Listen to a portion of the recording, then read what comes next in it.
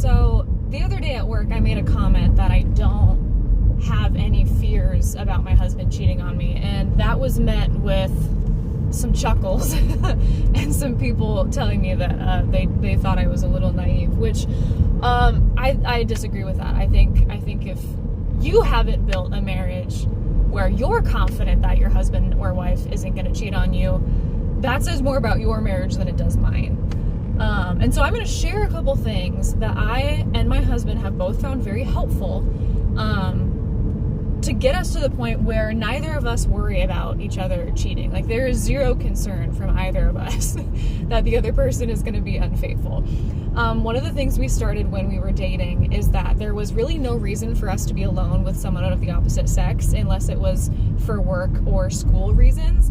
And if there was an instance in where that had to occur, we always ran it by each other before it happened. That way, you know, if I was like at a coffee shop working on a school project with one of my male classmates and one of our mutual friends were to see it, you know, Keller would be aware of it and be like, oh, she's working on a school project. I knew that was going to happen. You know, it builds that respect and that trust and that confidence that you know, like, what your spouse is up to when they're not with you.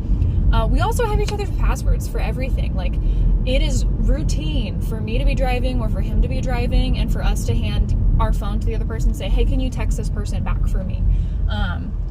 And like, we have each other's passwords for everything. There's literally nothing that we can't access of each other's. And it's not that I think he's hiding anything. I never go and check, but like, I could if I wanted to. I've never had to.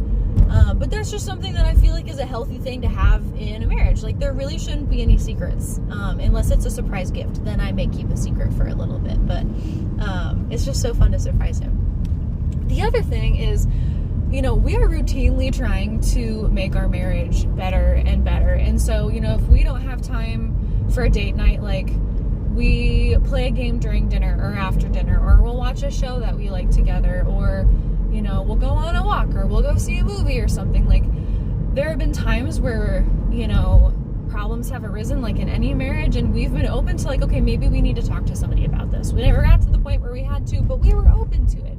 And so we have a commitment to each other and to our marriage, which I feel like is important. You have to be committed to the person, but you also have to be committed to your promise to be married to that person. And at the end of the day, marriage is taking two imperfect people and trying to make them work for a lifetime. And that means it's hard. But it also means that you have to be selfless and die to yourself on the daily. And that's what we've done, and our marriage is great. So good marriages are possible, I promise.